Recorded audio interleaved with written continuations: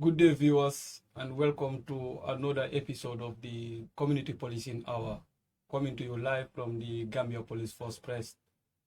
I am your host, Sergeant Ibrahim Assow, and today I am happy to be joined by Kopul Fode Nyasi, who have been a regular guest on this show. Today, our discussion will be, we'll talk about community policing, or the police and the community, how the police and the community can work together to make society safer and more peaceful.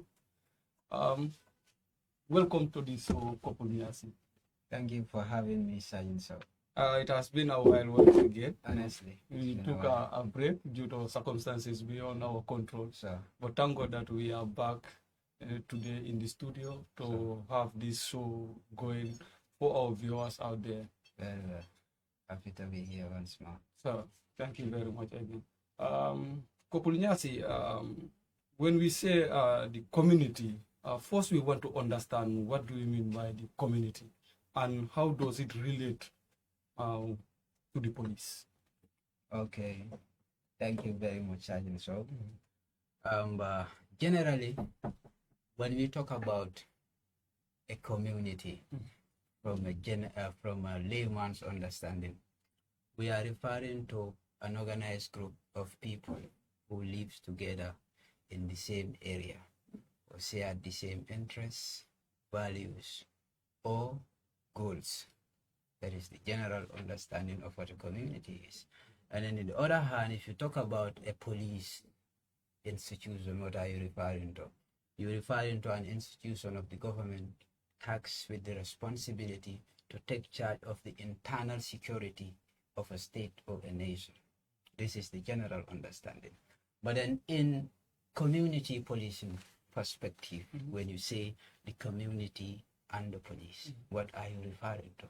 You are referring to a shared responsibility for public safety. Whereas the police are not only seen as law enforcement officers, but then they are seen as people who partners with residents to collectively mitigate crime. And in the other hand, when you talk about a community, you are not referring to a group of passive observers, but you're referring to active participants who identify potential problems, citing potential problems, and then come up with a mutual solutions. This is what a community is viewed as in the context of community policing. But then if you want to encompass this too, or you wear it down to the context of community policing, where we define community policing, we may say community policing is the coming together of the community and the police to collectively mitigate crime and then come up with a mutual solution. So if you sketch the sensible middle part, you will come to understand there is a break in these three assumptions that I've mentioned. By the end of the day, it is all wearing down to one big thing, that is the community and the police coming together to mitigate crime. So in a nutshell, this is what is meant by community and the police. Fantastic. That takes me to the next question. Can you tell us what goals and values do the police and the community share? Some of the things they share in common, one is public safety goals. You understand that is very important. You have what is called communication, then you have what is called problem solving, you have what is called trust and accountability. These are some of the things that we share in common, because effectively and generally, community policing involves both the police and the community. And there are certain things that we cannot do without each other, and it involves these things that I've talked about. Well, and what makes the relationship between the police and the community smooth and cooperative? One thing that makes that possible is trust. It's fundamental. Yes, this is the one word that promotes a smooth coexistence between the police and the public, because whenever there is trust between the police and the community, there is a great tendency that we can pull and articulate our objectives together. And then one of the ways we can harness this or we can achieve this is based on several fundamentals. That is one, transparency, accountability, consistency, and community engagement. These are very, very important fundamentals that, if you want to achieve the goal of trust, these must be critically looked at. Talking about trust, what are the most important thing, or what's the most important thing for building trust between the police and the community? The most important factor that can build trust and that can build trust between the community and the police. That would be one thing. Enhancing effective crime prevention and then improving communication, reducing fear and public confidence, and also strengthening social cohesion. These are some of the ways that we can improve on if we want to harness that goal, trust and transparency between the police and the government. Thank you very much, Kopul, for the nyasi. Badin jibe glal kal hakilo bulandi kal be community policing awale jube kanjang kabonang Gambia Police Force Press. Nalun tamba kita minti wole ma for the nyasi ti kabonang Gambia Police Force Community Policing Unit mimbe Gambia Police Force kodo. Bidung nata janne ka kacha topiko la me alonko importanta bakele bari janding programo be banna ni wato yenso be dunna mandika kamotole do manding fana pour kopul nyasi yeje na topiko fana pour ay explain jiber lal ya fana pour molia understand but ni wato fana manso tumando na next programu be nyin topiko kilingo murundi lana ne pour nga kacha mandika kamoto fana. Kopul nyasi, we continue. How can the community help with community policing? How can they get involved in community policing? Yes, there are several ways that the community can involve or can help in complementing community policing initiatives. One is advocacy for transparency. Then the other one is expectation of inclusivity. And then the other one will be call for mutual respect. And then the other one will be supportive engagements. You understand? These are some of the ways that the community can help. Why do we talk about supportive initiatives? Imagine if the police should get to the communities and selling community policing agendas, because usually it's the police that meet the people, try to build that rapport and that partnership with the communities. So if members of the community are not supporting the police by coming out and then engaging or mingling with the police, it's not going to be easy for the police. So this is one of their responsibilities that they can do for the police. They have to support community policing initiatives.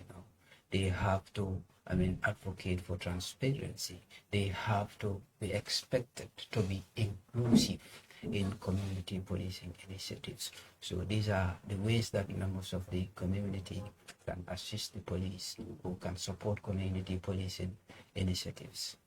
You heard it, that viewers from Kopulinyasi.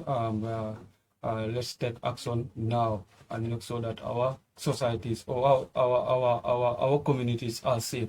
Community policing is all about building trust, teamwork, and respect between the police and the people they serve. I think I am right. Very well. So it is our collective responsibility to make sure that we work hand in glove.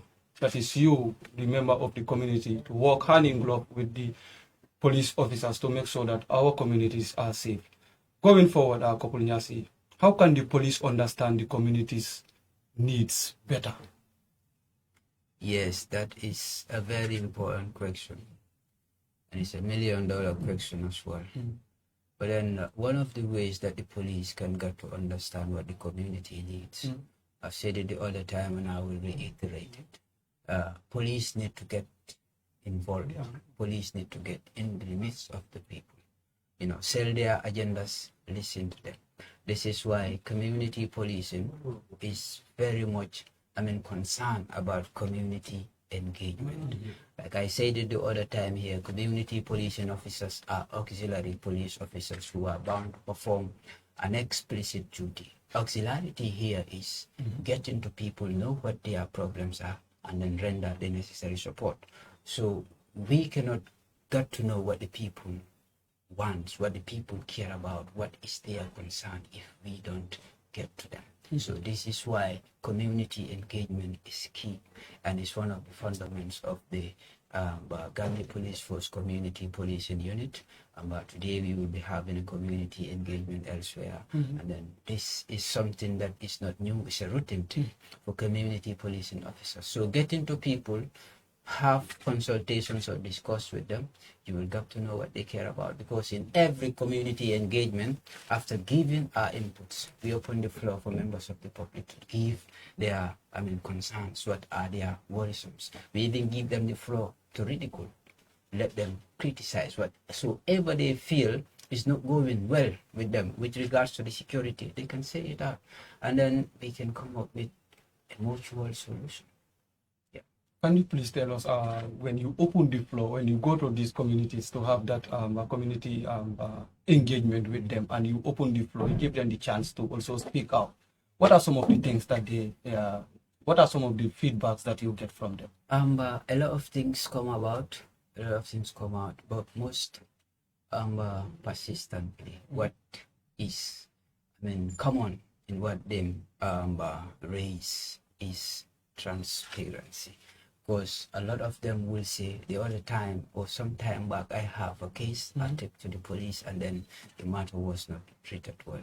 The other one will say, I was one caught up in a traffic offense, police do this and that to me. The other one will say, I one time suffer abuse from the police. So a lot of things them talk about, but the emphasis on their concern is based on transparency. You, the police officer out there watching or listening to us, it's high time that we spread our wings. We go down to the communities and have this engagement with them, as the community policing is always advocating for. We need to talk to them. We have to engage them. Together, we can build a safer community for each and everyone. Very well. Yes, Kopul Nyasi, once again, what challenges do communities face in trusting the police, and how can this be fixed? The challenges members of the communities face. Because you are the ones that meet them. You have that interaction with them. Exactly. It might be numerous, but then we can wear it down to unprofessionalism and ethical behaviors by certain police officers. Because imagine if the community policing officers are busy trying to build that trust and partnership, put that confidence between the police and the members of the public. If you have a bad experience of a police officer, you will not kind of want to trust in what we are trying to instill. But then we always put this to them, that the police is trying all it can. Like the saying goes, not every police officer will be as professional or will be as ethical as expected. But then we can say a third of the Gambia Police Force members are very professional and are very ethical. Like the saying goes, one rotten potatoes spoils the rest. What we put to them is, if you have a bad experience of a police officer, it doesn't mean all the police officers are like that. This is the bitter experience you have about a certain police officer, but it doesn't mean all are like that. Besides, if you have a bad experience from a police officer, it doesn't stop there, because it is clear and explicit that no officer or no person, nobody is above the law. the Gambia Police Force has established a unit responsible to account officers for their wrongdoings. So we always put this to them that if a police officer violates your right based on ethical behaviors, you can march to the human rights and professional standard unit for redress. And they seems to understand, because whenever we have an outreach with members of the community, we have some positive memories that boost our impetus and then keeps us going. Yeah. Well, you heard that from the gentleman once again. If you feel like you have been offended by a police officer, we have an office called the Human Rights and Professional Standards Unit, which is headed by Commissioner Kinti.